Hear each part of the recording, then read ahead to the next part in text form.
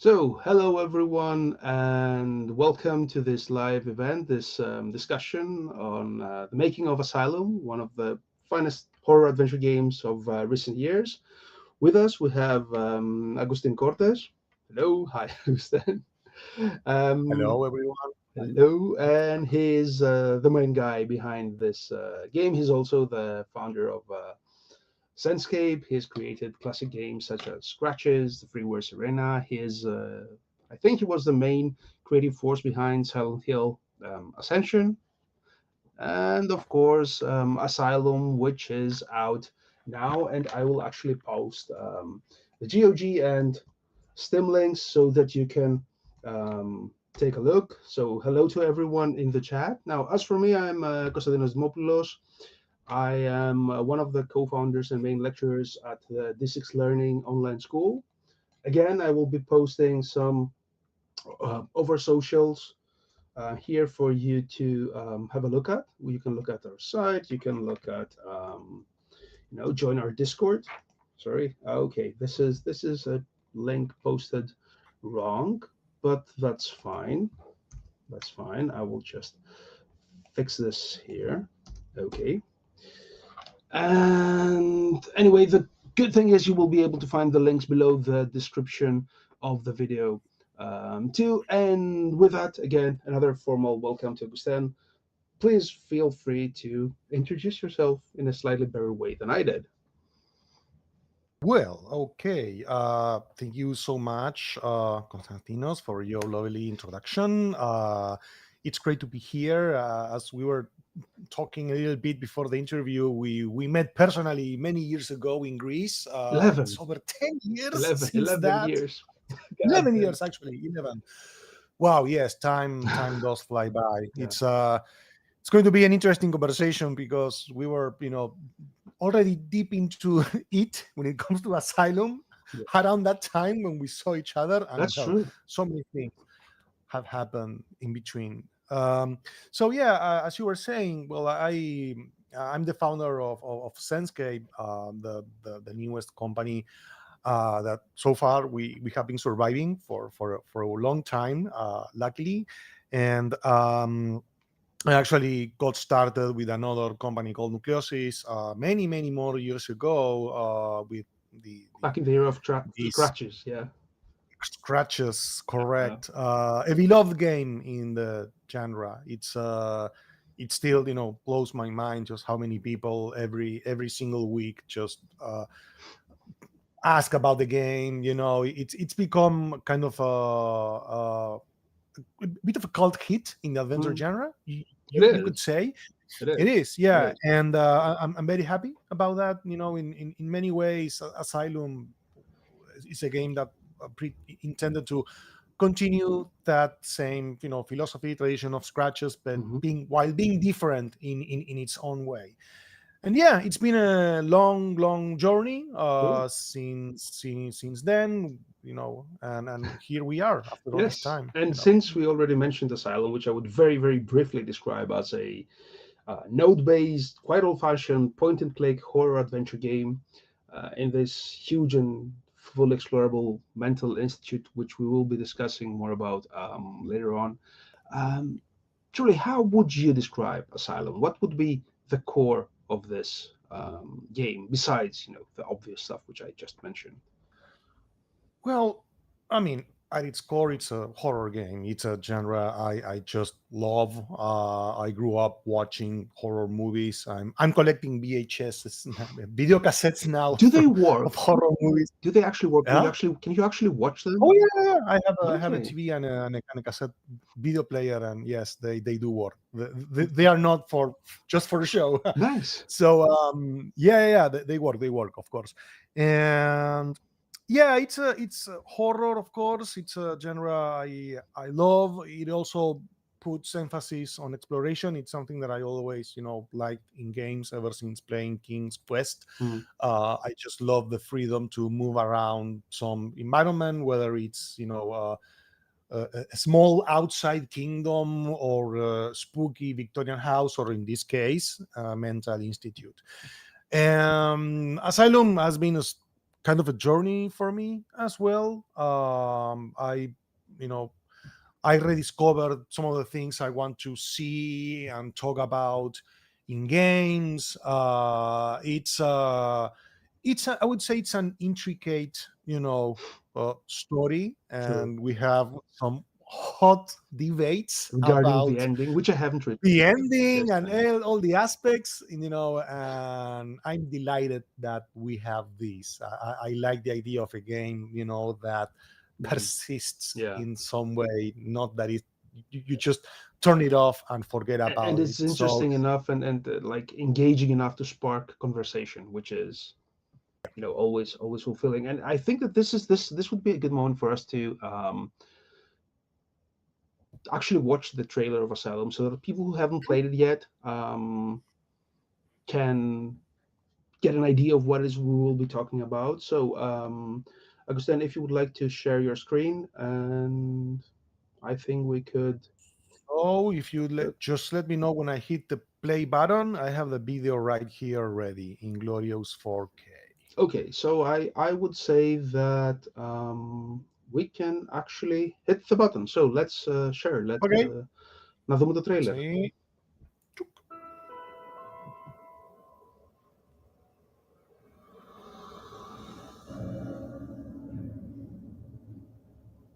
I'm confident there will be a clue, something to cross these endless corridors where atrocities took place. I don't know where I am, surrounded by decay, delirious with fear.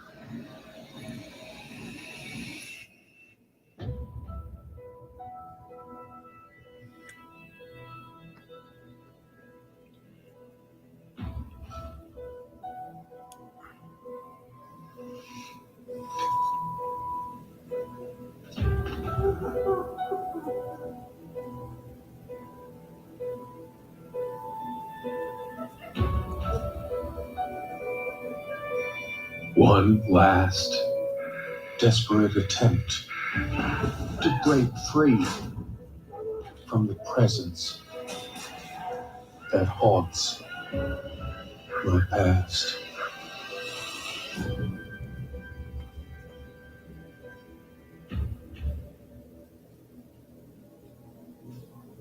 Why are you doing this?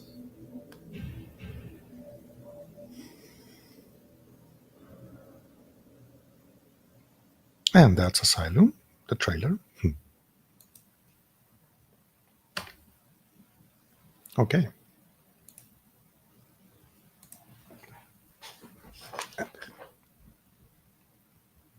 You are muted, I think. You are very correct. I was muted. So the question was whether the demo is still available, or is it just on specific periods?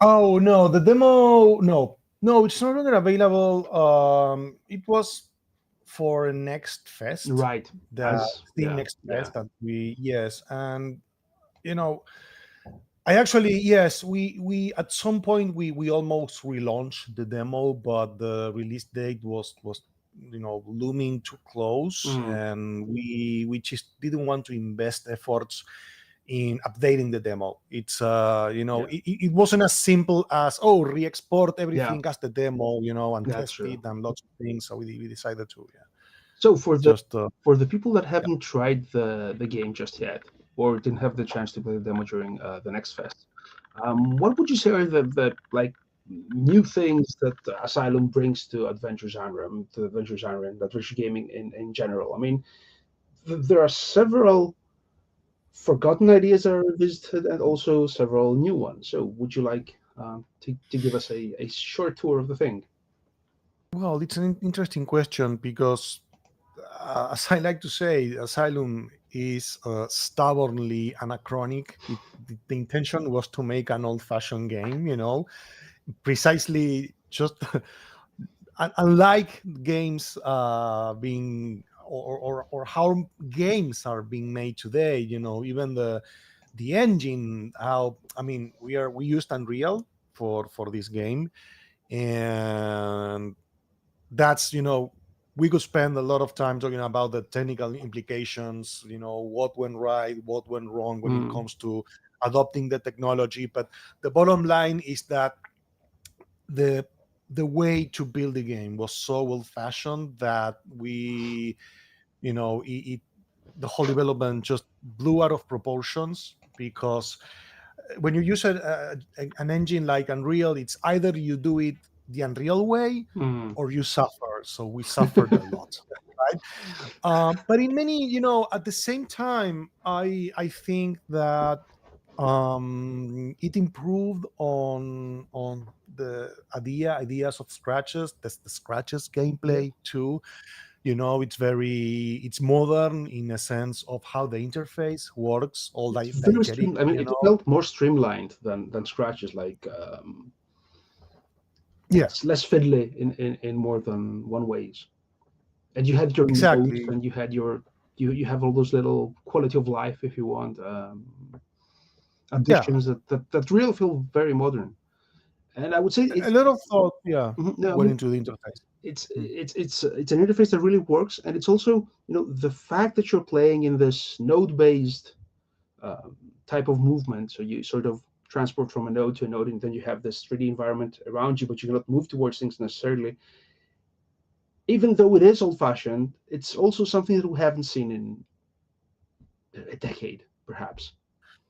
And it feels new Yeah, again, perhaps. I don't and I don't think you will see it like ever again, or maybe, I mean, the, I know of some games that use the same approach. Of course, some of them are from our community, and or from people of our community, and they are difficult to produce. know. I mean, there's always a trade-off. Mm, And maybe the graphics are easier to produce when you hmm use this format, but if you don't use a custom engine for this type of game, it's it takes a lot of effort too. Yeah. So yeah, it's very old fashioned. Yeah. The idea was to combine this passion for traditional and classic adventure games with a more modern look and feel, even though the game really feels old, because it's the idea. It feels Right. old, but you can play today. You Right. And since you did mention engine several times, I mean, if I remember correctly, you did have your own proprietary engine which you created like a million years ago. Yeah. And I think the game started life as the first project on the Senscape engine, and then at some point I think you moved on Unity before settling on Unreal, Mhm. right? And is Yeah, this Unity was just a brief test that we Mhm, did to you know uh to see how we could modernize the game with a new right? tool set. The whole, it's a complicated discussion, because when we started developing Asylum, Mhm, this whole wave of generalist engines was, uh, unheard of. Still, there were, I mean, some companies were using Unreal, but they were paying fortunes to use that mhm, engine, and Unity was in its early days. that's right. So all of a sudden, the whole new digital age, Steam and the generalist engines, completely changed the industry landscape, even how you make games. Mm, The whole way you make games has dramatically changed in the past 20 years, right? So I was trying to mimic the same way of making games that as I did with Scratches back in 2003, and I found myself seeing that it just wasn't yeah. any viable any longer. I mean, things have changed. Even today, I'm actually thinking and rethinking if maybe doing a custom engine would be the proper course of action, Mm, because it's true, Unreal allowed us to speed up the development in many areas of the game. We included 3D characters, we included eye candy, but there was a trade-off. It took us a lot of effort to optimize the game. We had to write a lot of code to do the stuff that we wanted to do. So basically, Asylum is a custom engine developed on top of Unreal. Right. It's really, And maybe it's this is why it took you so long. I mean, you have been working on this game since before I met you, actually, and not yeah, before I met you in person, like before I met you online, which is yeah, a lot of time. it a And, lot. and the question is, did what was the name of the initial engine you were building? Dagon. Right, Dagon. And have you Still been? available, open I source wanted to actually ask you, is it on still GitHub. available? Is it still? Because I mean, Yeah, if Serena people. was released with Dagon. Yeah, Oh, yeah. Serena. Oh, I thought that was an Unreal Yes. game. Okay, so it's Nope. it's it's available for people who want to create this type of adventure games to search and work with Yes. and download off of GitHub, perhaps. An upcoming game has been developed with Dagon actually calls Seclusion. And Fantastic. yeah, the game is available for anyone to use. I mean, it's not maintained any longer. Yeah. The code, maybe may need some tweaking, but it is there. Yeah. Okay. So Mm. back to Asylum itself. So one of the main questions would have to be, what were your inspirations? Which I think some of them are very obvious. I would argue some it wears them on its sleeve like proudly, but perhaps I've missed or people have missed some of them. And again, besides your general love of horror, why did you choose to make this not just a horror game, but actually an adventure horror game, like a traditional point and click adventure game? Well, it's the genre I love the most, Mm. and naively, you know, okay, naively after Scratches, I felt, empowered and very confident. I thought to myself, well, I mean, we can basically repeat the formula and that's it. But as I was saying earlier, lots has changed, and Yeah. and even creating a game like Scratches today, it is very, very complicated in so many ways. But again, when it comes to Asylum, one of the things I really like, and maybe this was partially inspired by the last visit, the extra Hmm. Scratches chapter in which you get to visit, or well, revisit Blackwood Manor, Mm. and it's all ran down and destroyed, vandalized, and there's something exciting, even poetical about exploring a an environment that has been destroyed or is rusty, or like I don't know, an abandoned train station, that sort of thing. There's actually a culture about that. It's called urban exploring. Those Hmm. people Hmm. who get into old buildings to you know get a feel of that ambience. So it felt an ideal place for me, an ideal environment to implement that concept is an Hmm. abandoned mental institute, or well, a seemingly abandoned mental institute. And I choose to make this game next. I like the setting. I like the concept of exploring dilapidated building, and well, there are other allegories about Asylum as a whole, what it means, Hmm. and it's something I really wanted to do And after Scratches. okay, that's so. Actually, thanks for doing that. That's, I mean, so far it's been a great ride, and I had avoided playing demos besides the technical ones. I tried to avoid as much as I could, and so I'm enjoying it much more now.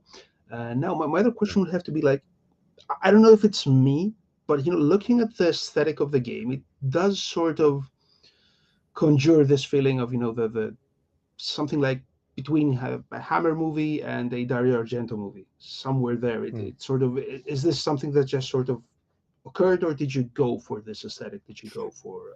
No, no, we definitely we went for it, and well, going back to influences or inspirations, I Mhm. mean yes, the of course the obvious ones: Hammer, Italian horror, Argento, Mhm. Fulci.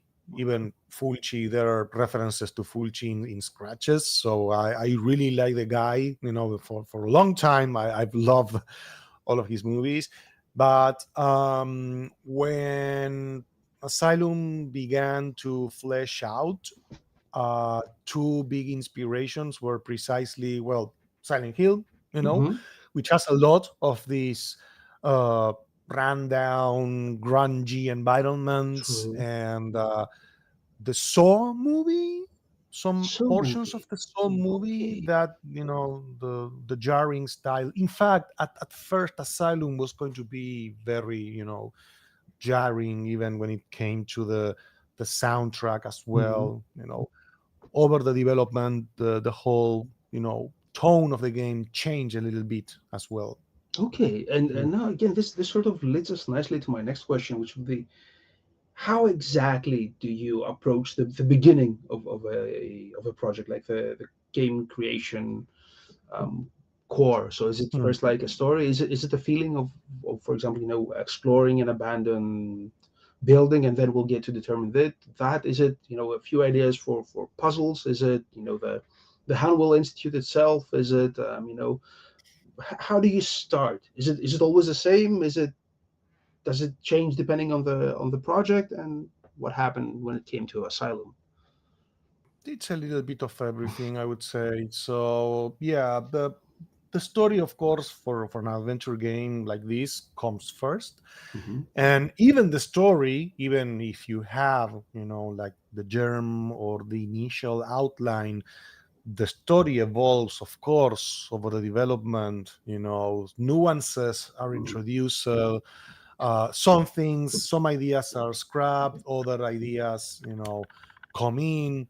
So for example, just to give you an idea of what I mean, when we began working on scratches, the whole very, very, very early, I'm talking about, the story didn't have the African theme. That was Hmm.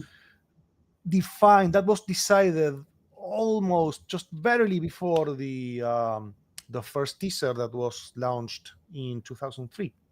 Okay. um, in the case of Asylum, actually, which is, it's something I'm preparing now. I promised the fans that I would disclose the original script with some annotations and many ideas that surfaced over the years. There's lots of trivia about the game, and I'm preparing that material.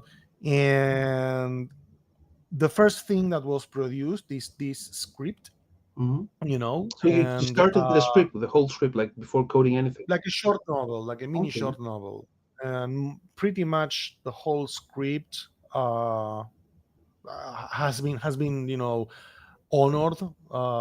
Maybe just one something. I mean, some things, of course, were added to the script. As I was saying, when you implement the game and you get a feel of the design, and you have design challenges, and you start integrating everything, you need to add things, maybe. Not rarely you need to remove things from your original idea. But then again, this is about my process when it comes to adventure games. I would say the story comes first, and you think about some puzzles, of Hmm. course, to just to outline the flow of the game. So you do have some And puzzles in mind when writing the script, right? absolutely, yes. Okay. even if even if you don't have The the exact. execution Yeah. of the puzzle defined, you know that the story will allow you to include a problem like this, or a problem like that, or a Hmm. problem Hmm. like that, and so on. So just to give you, I mean, silly example, in the first puzzle in Asylum, you need to crack a code, Hmm. right? I'm not spoiling much. You need No, to it's crack a code, and that wasn't in the script. That was a puzzle, to avoid having people walking around too much, and just as a sort of introductory puzzle, hmm. that helps the design and helps setting the tone. People like that puzzle, for example, but it wasn't in the script, right? Nice. And Yeah, that sort of thing happens. Of course, the opposite is is also true. Some puzzles that were intended in the script and made it to the game, of course. Okay, and my question now is, how much do you iterate? How important is playtesting in creating a game like Asylum? I mean, this is a game that's been in development for years. It feels polished on a like on the writing level, on the pacing, on everything. And my question is like, did you actually integrate feedback and observations on how people play it and everything into your design? And did you do that like constantly or in batches? Like we have like this huge playtest, we take our info and redesign, and then we do that again in Mm. 2 years. Like how did you do that? No, it's maybe also a bit organic. Like Hmm. some of the feedback comes straight from the team, right? I I have an idea in mind, and maybe the team challenged me, and that's fine. I actually welcome that. Always Hmm. welcome feedback from the team. It helps me, sometimes understand if what I'm proposing, it's crap or if it feels good, So that first pass is important. I also really like receiving feedback from people who are not acquainted with games. I think that feedback is Okay. super important. Super important. Some developers don't like that. Some developers are like, that doesn't matter. They don't understand about games, But to me, is really neutral feedback of someone who just sits down, even if this person does not play game whatsoever. You know, Having that person sitting down and playing the game, it's amazing because you get a completely different perspective of how your game, plays out, how it looks and feels. So that's something I welcome too, and of course feedback from the community as well. And We did take you that organize feedback like playtests both, internally or publicly, or was it just internally. Yeah, internally for sure. We spend a lot of time, doing play testing. At some point, we were almost 20 people working on Asylum, and I think three were devoted to play test the game. And yeah, it was chaotic. Again, considering that it is a much larger game than Scratches, of course, but we the team Scratches team, we were basically two people and the composer, and Hmm. with a team of 5 to 8 beta testers.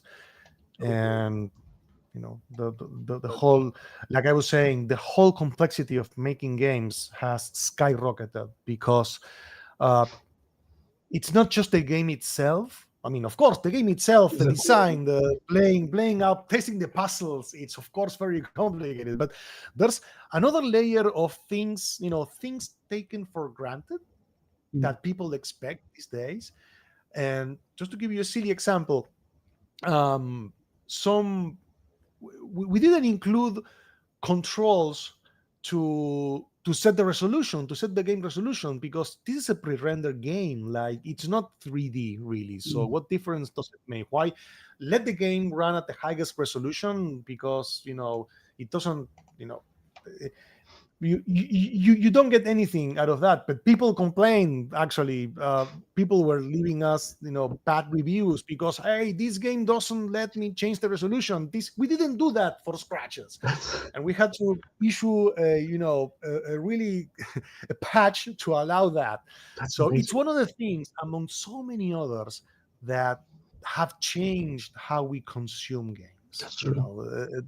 A lot has changed. And we So focus less on games because I mean I'm looking at my Steam library. Okay, it's not the average one, but I have like a few thousand games. Whereas 30 years ago I had like two available games at any point. And I mean, even if you buy something on day one with all the enthusiasm, and maybe that's also age and how we live after being students and everything, you might never actually play it, which is also a very interesting thing. But I have to mention that because you did talk about testing with people who have never touch the game or Hmm. like play little games. And there was this, I don't know if you've read it. I think it's called something like Pilgrim in the Microworld, and it is a book by a guy in the early '80s, and it's a whole book where he details how he plays Breakout, and he gives you all the UX details, all the little things, all the thought that went into, so I move the paddle to the right and it moves to the right 1/4 of an inch if I, move my fingers for 2 degrees. It's an amazing book. If you haven't read it, it's a fantastic look at how someone who's completely unexposed to video games sort of tackles those Yeah. things. And I do believe that we can get very important feedback from those people. But also, you have to sort of marry that to the modern player who's been used to, having their resolution options available to them and everything, which is In the it's a huge crowd. And another question is like, Yeah. do you design for everyone, or do you design for, at the very least, people who like adventure games or horror, or a subset of those two things? Well, I try to design for everyone now, Hmm. especially, and again, that's part of the experience I had with Scratches, which still, blows my mind because Scratches was a game that was designed for a hardcore audience of adventure games. I knew that the game had some really contrived puzzles. It didn't hold your hand. The whole first day of the game, you're just walking around without knowing what to do. And some people complain about that, of course. But what surprised me the most is that a lot of newcomers to the adventure games said that they started with Scratches, and it's one of the games that made them fall in love Did with the they genre. find the key? No, never. Did they? Which The one game? that had fallen into this stupid giant. The vase. Yes, the vase. I'm super happy about that puzzle. I think they used a walkthrough, but I like that puzzle. It's It's very clever. someone It's yeah, difficult someone but who fair.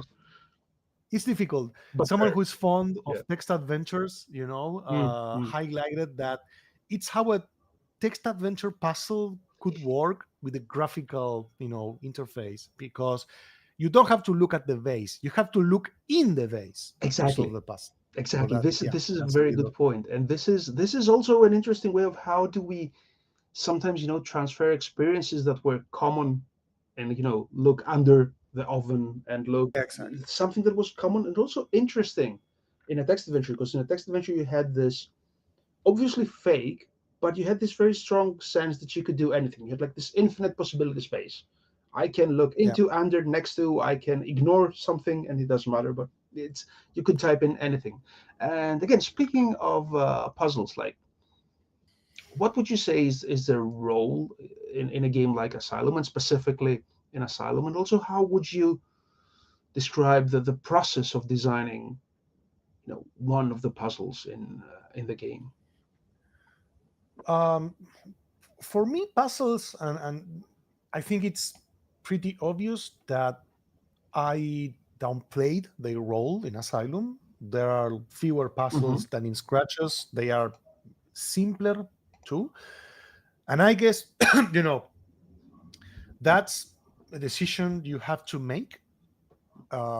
Even a commercial decision, because some people complain that puzzles are simple and easy. Of course, that's the audience that really focuses on adventure games, and that's fair. I mean, I accept that criticism, but at the same time, as you were saying, people are spending less time Hmm. in individual games in general. They want to get them out of their system to proceed with the endless back catalog.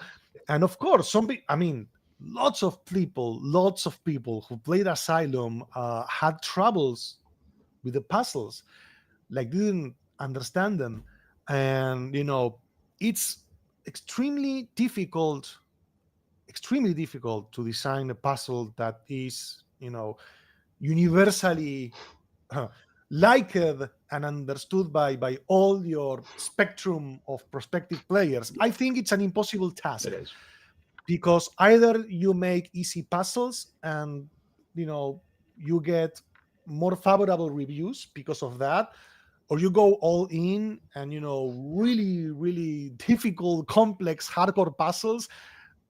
Only a fraction of Yeah, prospective players will buy your game, so it's a commercial decision. That's really the bottom line. it is. What can I say? And the reality It's is, it's very different to make a hobby project than something that you have to live off of.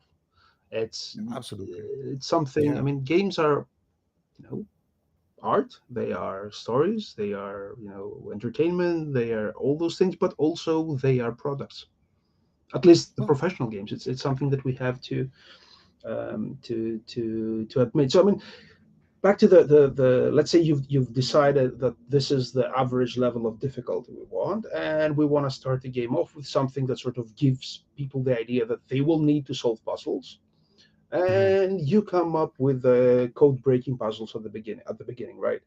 So how exactly would you say that, not exactly, like how, in a rough manner, would you describe the approach of the design of the things, like where do I place things, where do I place the clues, where do I place the solutions, like do you sketch it on a piece of paper, do you start coding it in and see how it Oh goes? yeah, no, there's yes, there's an invaluable tool in the development of adventure games, which has been in use for decades now, which is the flow chart.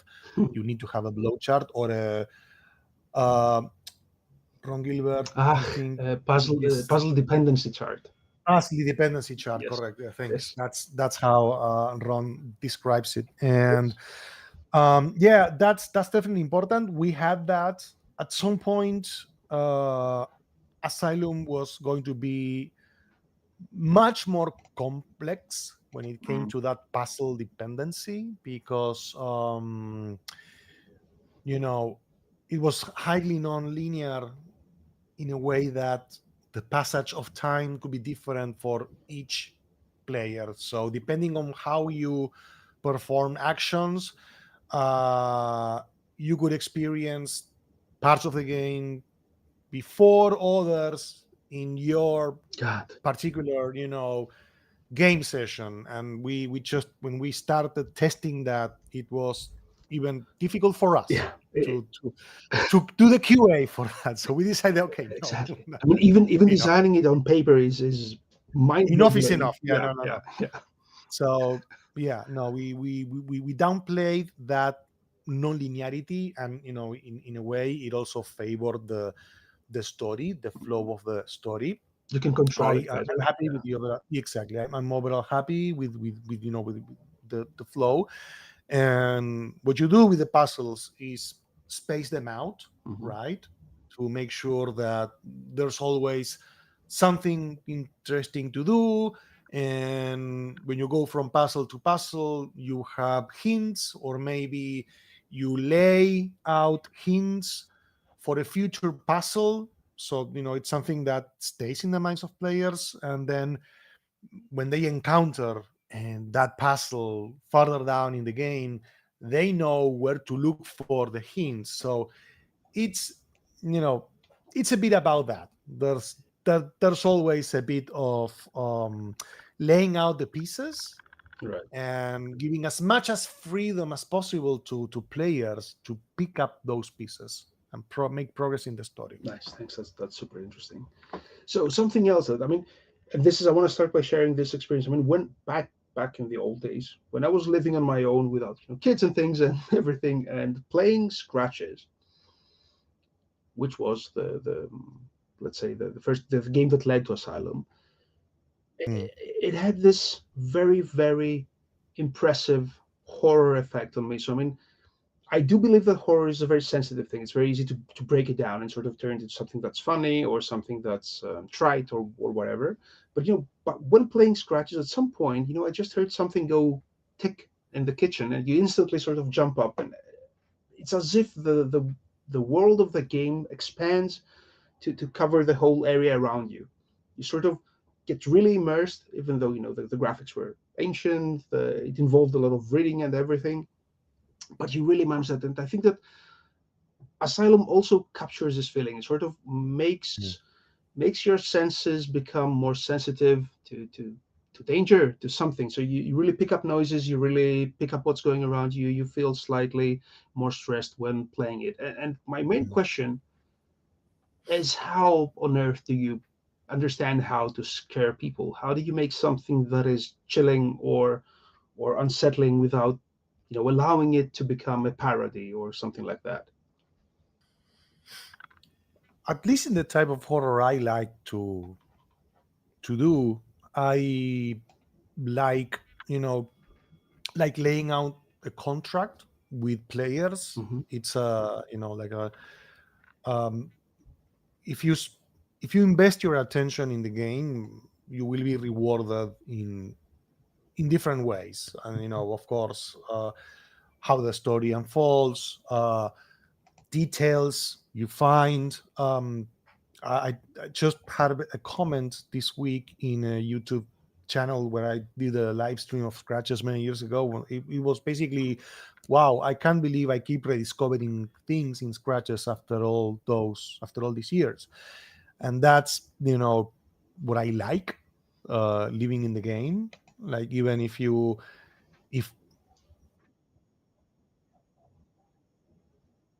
as time goes by, your impression changes, or you realize that you missed something, or you do remember this particular detail, but then you think about that detail in a different way, and a whole new different interpretation emerges. Um, you know, so just to give you an example, again, in the world of scratches, there is a possibility that could change some things, and some players picked up that detail, that Christopher Milton was having an affair with Catherine Blackwood. It's the one of those letters. If you read the wording in one of those letters, something feels different. Oh, And if you start thinking about the whole thing, it's like, hold on a second. I think I So completely yeah, missed that, actually. no, it's very subtle, very, Okay. very, very subtle, and it's a specific sentence. It's more subtle than the whole thalidomide, Okay. side theory, which is people are still debating that one. So yes, it's one of those things, and I'm happy to say that there is lots of that in Asylum as well.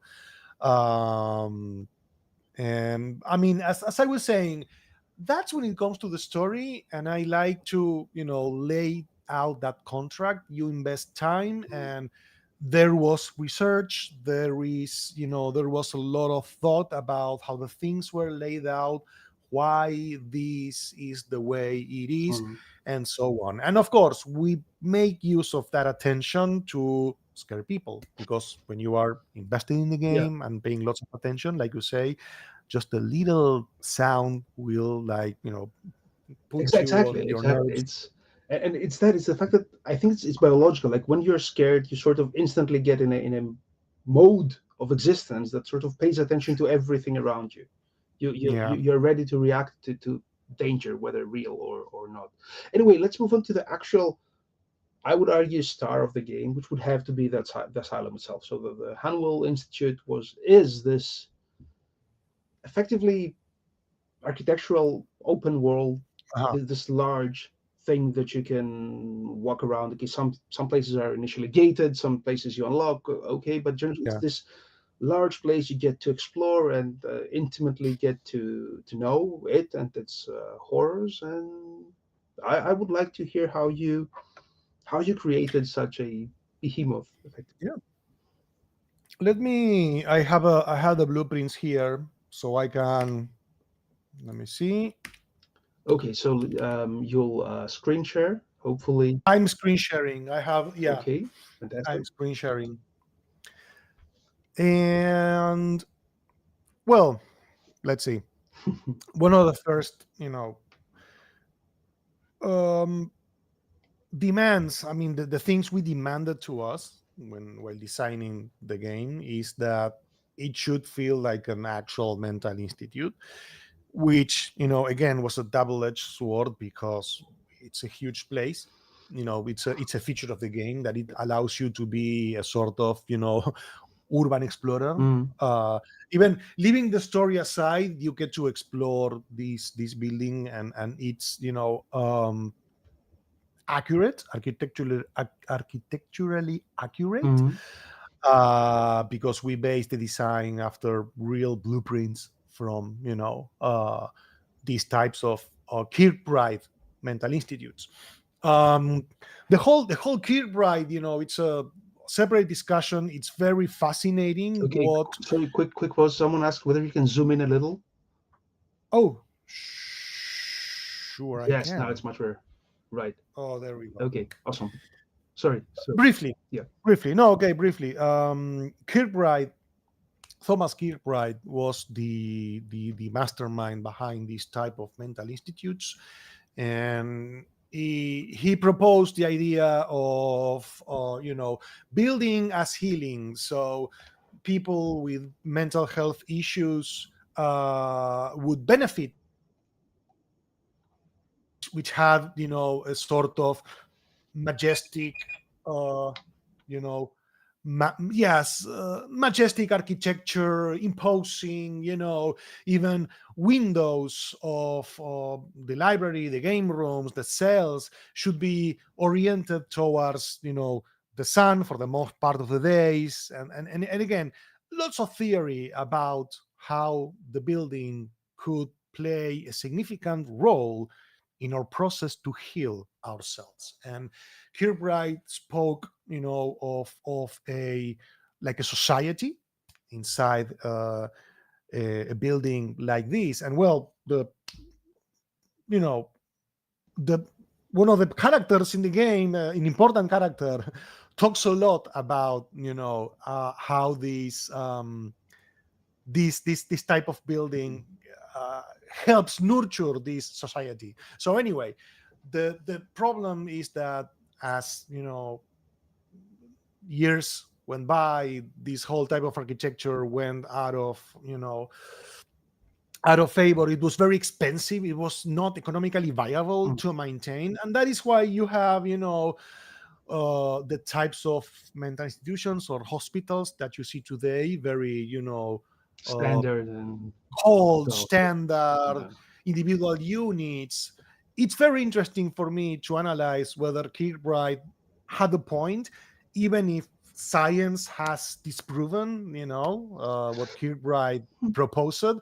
Maybe, But I mean, the core idea that architecture can play a role in one's in a more mental health. spiritual sense, Yes, it's maybe he had a point, yeah, and it's that's one of the. It's very, very a recurring, plot element mm, in the game. So when it comes to architecture, you can see, I mean, we went as far as putting the measurements of each room. I think most of them have been honored in the actual layout, right? And this also mimics how the buildings were constructed. So the second floor sits on top of the the first one. Of course, the cafeteria has a glass ceiling, so, and that is why you don't. I can see see it it. on the second There we floor, go. right? Yeah, Yeah. yeah, and well, the number of cells, it's actually another interesting plot element. There is an extra hallway of cells that is not represented in Mm. these blueprints. So there was a maximum number of patients that was allowed. Kirkbride established that no more than 250 patients, I think, was the number that he proposed for this society Mm. to develop. You know, uh, yes, in a good way. And well, the whole story of Asylum presents that they faced these Mm. same economic issues that many mental institutions were experiencing, and they had to overpopulate the Yeah. building. And actually, a blueprint that does not appear in the game, and it's in Spanish because we never translated to English. This is the basement. Actually, Okay. very few people have seen this. Yeah, one of the earliest maps that we did. You know, Okay, and there is a spoiler here. that's So anyway, that's pretty much how the thought that went into creating the layout fantastic. of this assignment. And I do feel that this, if I remember correctly, at some point you did have a demo that was mainly just running around the building, right? It was Yeah, several years ago. And I yeah, do have this strong sense that, the fact that the asylum feels real and logical and, grounded in reality sort of A, helps immerse you better, makes everything around you more believable, and B, makes everything actually scarier because this is a place that could exist. It's effectively it exists in one way or another. Anyway, yeah. so that's Yeah. Many, yes, yes. Many of the things we mentioned in some of the writings yeah. were inspired by actual facts that occurred in these mental institutes. And one And of the things that mhm, every time I look at this blueprint, I always it's an interesting, since we talked about text adventures. mhm, mhm, The game flow, the layout of the map, how the nodes are laid out, it really mimics how Infocom designed their mhm. text adventures back in the day. So it's a game that could be implemented as a text adventure. That's Exactly interesting. same puzzles, same. Yes. Yeah. That would be a cool, fun project. I would argue There you go. that Yeah. that Why would not? be. And also, there's also this question by Lay, since we did mention several plot points, and Lay asks, are there any other hints you could give to anyone still trying to solve Asylum's story mystery, like anything that could help guide them into interpreting what's going on in the game, even if it's very I've simple. already gave a lot. You did. I gave some hints already. I gave lots of hints. There's a whole Discord channel dedicated to the Asylum history, and of course, I can't. I can't Don't reveal. spoil It it, please. spoils the fun, and the idea is that you arrive to the conclusions on your own. I can tell you something though. A recent exchange with a Kickstarter backer. This was by private email, so it's not Mm, public. So don't spend time looking for it. But I can tell you that there's at least one person in the world who really got the whole idea perfectly what Asylum wants to convey or say, but perfectly. I was surprised when I read the email. I was like, "Wow, congratulations! You got it." And it does. I mean, I think you know people are taking too much for granted, mm, and I think without spoiling much, right? In scratches, you see a horror, and maybe the conversation was that, hey, was it a monster or was it not a mm, monster? That was the conversation in scratches. So Asylum wants to challenge that. It wants to challenge all your assumptions, all your expectations. It really, I think, the whole point of the game, it subverts everything or whatever you are expecting about it. So everyone is like, oh well, it is a monster after all, and no, mm. there, Okay. there are many hints about what you see, about what happens, that Mm, challenges that idea as well. I'm seeing lots of people like spending way too much attention on details and even bugs, even mm, visual bugs that mm. that even They were scratches had. misinterpreted as hints to Things, something. Yeah. not everything has to be interpreted, Yeah. you know Yeah. Yeah. but we didn't plan every little pixel That's. that went into the game. Sorry if there's a bad texture somewhere, in the game. But in many ways, I'm seeing people that gets close to what Asylum Mm, has or intends to say. And again, there is that's. there may not be one single interpretation, and that's fine. People are still debating what the mask represented in Asylum scratches. scratches. There are many interesting, many interesting lectures about colonialism in scratches. I found that fascinating because yes, it's one of the I think it was like one of the evident. allegories, Yeah, yeah. right? It was And quite you have evident. that asylum. You have that in Asylum. And quick parenthesis. So Lay says that they enjoyed the story very much, and Thank you. the whole timeline discussion. And this is also a good time for me to ask. Is like, judging by the Steam reviews, the reception has been stellar, right? And has it been that good? I mean, I understand that, especially for hardcore old time adventurers, they would have preferred something more difficult. Well, some of them, the more Sierra minded ones, not the more LucasArts minded ones. Um, but I mean, what has the reception been so far? I mean, are you happy with how people perceive it? Are you happy with how many people play it, and with how deeply people are willing to venture within the asylum itself? I'm happy so far. I mean, it's I can't expect more. You know, in general, what I'm seeing is that the game seems to have a sort of product life cycle Mhm. that is very atypical these days too. This is I actually talked briefly about this in the latest update that Mhm. we left on Steam.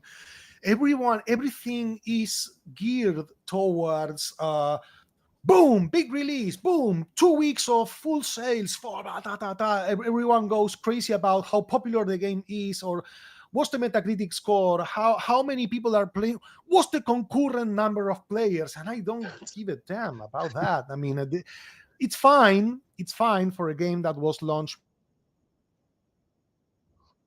for so long. Mhm. We didn't do any marketing. I mean, we did marketing over the years, of course, Yeah. and I have a lot to thank to our community for the word of mouth. Mhm. Sorry, or to the Kickstarter backers, to the Senscape team, of course, who also worked so hard on the game. And what I'm seeing is that reviews keep coming in.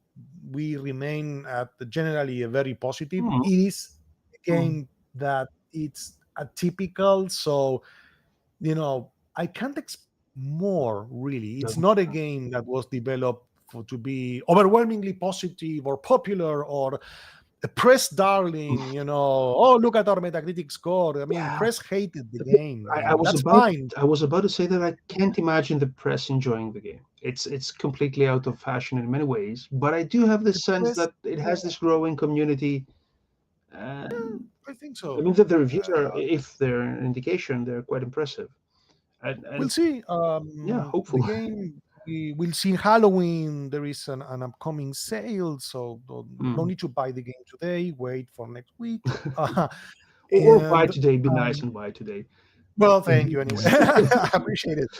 But look, I being very open minded about Mm. this, and I hate being in a rush, and I'm growing a bit jaded with the general direction of the industry Mm. and all these you have to be popular. Yeah, No, it's fine. If I can make a living doing the kind of games I exactly, like, that's great. exactly. And And this is yeah, this is this is very cool. And generally speaking, would you say that adventure games, or like horror adventure games in general, do you feel that they have a future? I mean, we have been discussing this for 20 years, like 30 years perhaps, mm, and it seems that no matter what, there's always new quality games, new breakout yeah. successes. Anything from, like, the Drifter was a huge success. Well, Absolutely. That's an excellent example. It was and a different. I it mean, was it was different. very. I didn't play it. I want to play it. It You feels should. like I think the you'll like it. modern incarnation of the adventure game. But it feels, Philosophy. it feels cozy and familiar in many ways. I mean, it Right. does new things, but you don't feel that you're playing something that calls itself an adventure, but it's not. You're playing a very, very proper adventure, but it just does some new things, which is nice. So, I mean, what do you feel about the genre in general? I I think. In general, what I'm seeing and hearing is that the whole indie landscape in general is Mm, getting very tough. mm, There is a that, lot of noise, that is true.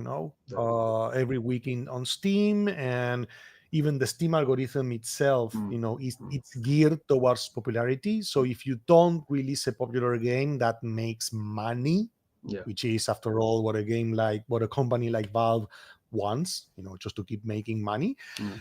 and you won't be favored by the algorithm. You can still, sell your game, and they are, in their defense, yes, they are uh, improving the way they rotate, Mhm. wish listed Mhm. games and games that may not be as popular, but people want or care about them.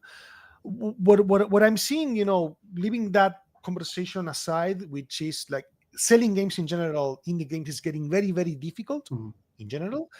I think that adventures have all the adventures that I've seen this year, barring some exceptions, some good exceptions such as the Drifter, and some more unfortunate exceptions. They all perform similar. If Mm. you see them, Rosewater, Mm. Old Skies did well. Not as good as They have Avowed, though. not. Dave has an amazing, press reach Mm. also Mm. Mhm. over the years, and which Eloy and the aliens, Elroy and the aliens I was another haven't played one that. that I have. has performed, based on what I've I seen, has haven't played it. performed well. Slender Threads, which is an Mhm. Argentinian adventure released earlier this year, has all they have performed similarly. Okay, You know, which is so decent. This is that's no good. secret. It is good. It's a I good. mean, I saw lots of adventure games released this year, Hmm. which is also good. But tread carefully, Hmm. because in general, the whole indie landscape, it's getting complicated. It is. It is. And also, just don't always look at the huge successes. Don't look at the hits. They're not typical. They are exactly that. Yeah, So, absolutely. as we're approaching the end, I have to ask you: is there a possibility that at some point, Scratches will get some sort of re-release, like on GOG or anything? No, not really. Yeah. No, That's it. no. We tried. I know. I know. Even we tried, and no. What I want to do, at least, I would like to rewrite the engine in the Scratches engine, Mhm. maybe to support it on ScanVM as well. Yeah. So at least you can play the game. On a I module mean, PC. to me, it's abandonware. Just get it. I don't Yeah. care really. For me, it should be in public domain. The game. I If I fully if agree. no one is if no one is making money, right? If no one is supporting or maintaining Mm. the, the product, the software, the game, it should be automatically in public domain. That's I my philosophy. I fully agree. And So I don't care. is there any chance that you might? At some point you were working on this again, an adventure game, the Lovecraftian one. Was it the case of Charles Dexter Ward? Mhm. I think. Yeah. Is there any chance that this might return in some way or form, or no? No. Uh, No. I'm tired of Lovecraft now. okay, okay. Enough Lovecraft, and that project. It just wasn't meant to be, Yeah, and that's it. The new project, it's coming along well, but it's while it's more constrained than Asylum and more kind of like Scratches in terms of hmm, the environment. It's a complex design, okay. Is it so not even puzzle. is it an uh, adventure-like game or an adventure game or something like that? Adventure. It is. No, it's going to be adventure. I talked about it briefly in another update Hmm. recently. So it's a bit like Scratches in terms of ambience, Hmm. and Hmm. you get to explore an Argentinian, how do you say, ranch. Well, not ranch actually, but anyway, like a house in the Then Pampean okay. region, which has some dark past, and there's a lot. There's going to be a lot of esoteric elements Hmm. and paranormal, aspects to it. But as usual, I don't want to do the typical haunted house, Yeah. with ghosts lurking around. So the esoteric elements will have a an implication in the gameplay itself. But it's a very early stages, Mm. and to make that game, I need money. You I need a need lots of publisher. money, so, because making games is very expensive. So I'm not confirming anything at this Yeah, stage. I just I need to pitch and see where the money exactly. I comes mean, I from. was thinking, you would be okay with working with a publisher on something new, right? Oh yeah, no, there's no other way. Mm. For a game, for a game made in Unreal 3D with the quality bar that everyone Mm. expects, Mm. otherwise you get bad reviews saying PS1 graphics. You need that investment. Yeah. So it's a an advice in general that I give to people. Either you go all the way to double A or scrapping triple A, Mm. or you go more indie and you stay in the Pixel art, big retro. stylized. There are Yeah. many 3D games Uh, such as Mouth Washing, which have stylized graphics. mhm. That's very wise to do. If you are in between, It looks that's super, horrible. Yeah. because people are like Mm. Mm. super photorealistic, or give me the stylized Yeah. pixel Yeah. graphics. Yeah. So So yeah. yeah, I think you're very right, and that's very true, and it's a very difficult thing to get right and balance.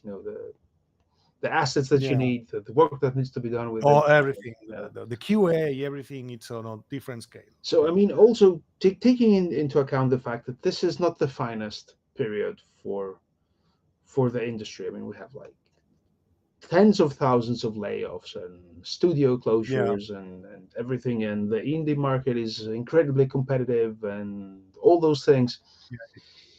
Is there any advice you would care? This is my final question. So, is there any advice you would care to share with people who are thinking about going into video games or into working in video games or doing their own indie stuff?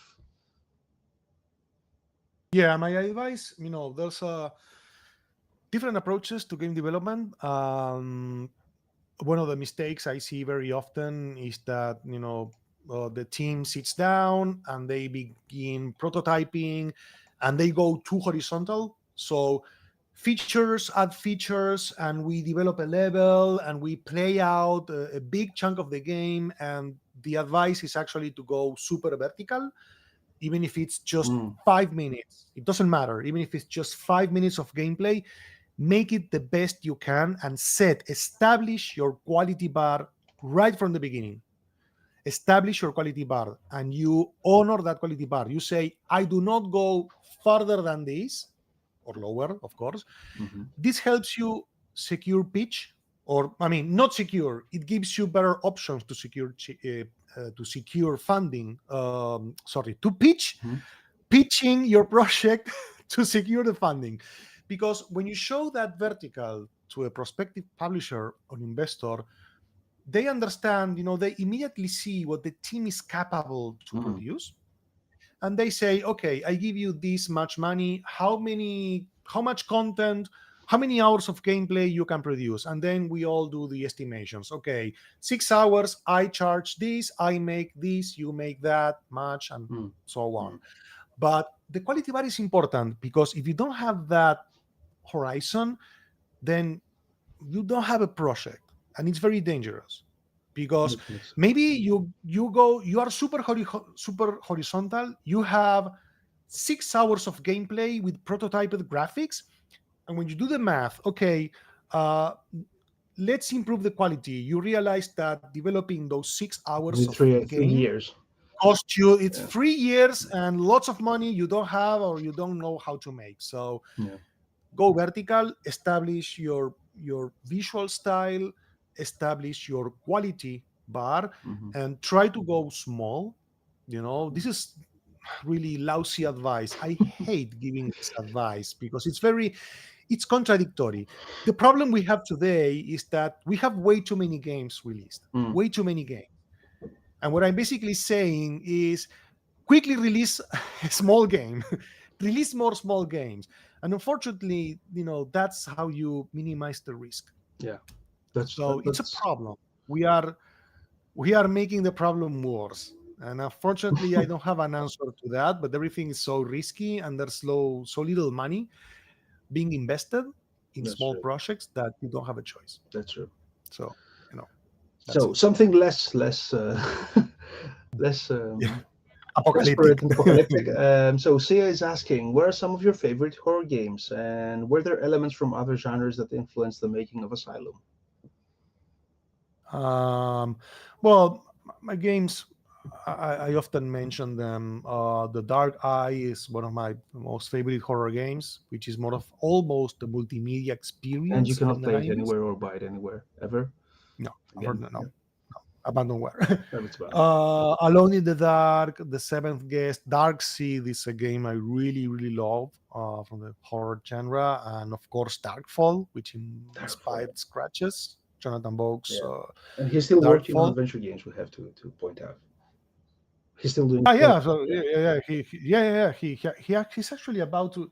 He should have launched it, or he's about to launch La Mana, I think, I which looks think. great. Yeah, And from other uh, Asylum is so traditional that I don't think there is a specific influence from other genres. Like maybe on an overall level, this whole approach to diegetic hmm interface, which is it is kind of an industry trend, hmm you could say. I try to put some of that in the game, but I don't think other genres have inspired Asylum.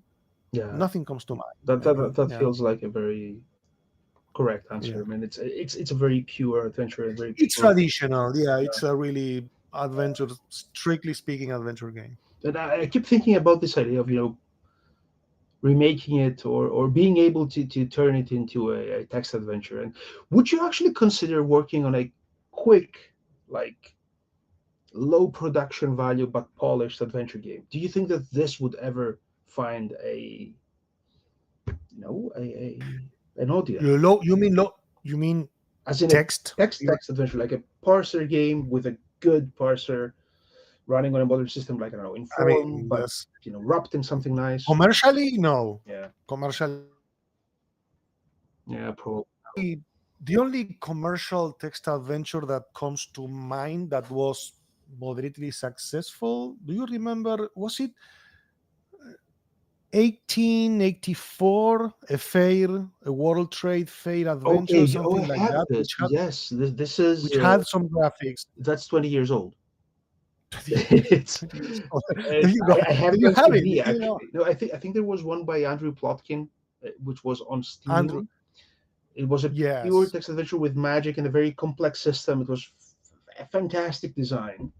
Can't remember the name at all. I could search it. I mean, while I'm searching it, people, if you have any last questions, please Well, do ask Agustin. But I don't know if it's strict text adventure, but a parser-based game with graphics, stylized graphics, okay, and yeah, maybe those some could sell. compelling animations, that's different. Yeah, Maybe you sorcery can, and yeah, 80 days. yeah, Okay, but maybe you can convince people to go to use the parser if the visuals are appealing. But yeah, no, I found it. It's called Hadian Lands, and Hadian Lands, okay. it's been Hadian, I remember that. Hadian yeah, Lands, it's yeah, also 10 years old. so, there you go. so yeah. Anyway, that would be. I mean, at some point, this is something I would like to double in, to be honest. But yeah, probably not. Yeah, Yeah, I love it. Like everything, it takes time, Mhm. and if you need to make a living as a hobby, As a maybe, hobby. but Yeah, as a yes, hobby, yes, as a it hobby. has to be like that. So, if we don't have any other questions, again, let me thank you so much, Agustin. Thanks so much. It was My pleasure. lovely seeing you again after all those years. Hope to see you in person relatively soon. We can get the kids to interact, see what happens. I would love to, Good. another Euro trip and stop by in Greece. It's been Yes, many years, yes. so yeah, why not? That would be So amazing. yeah, And seriously, thanks so much for your time, and thanks so much for Asylum. Actually, that was a refreshing thing to play. Let me just paste one more time the links to Asylum in the chat. okay.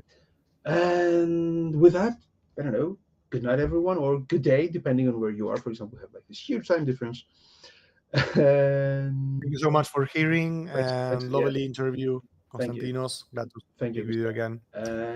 And all the best, and hope to Thank see you you. soon.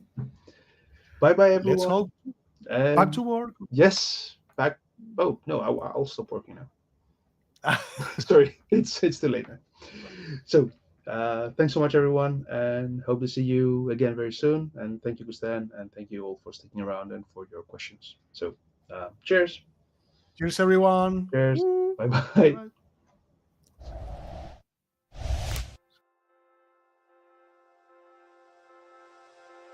Bye.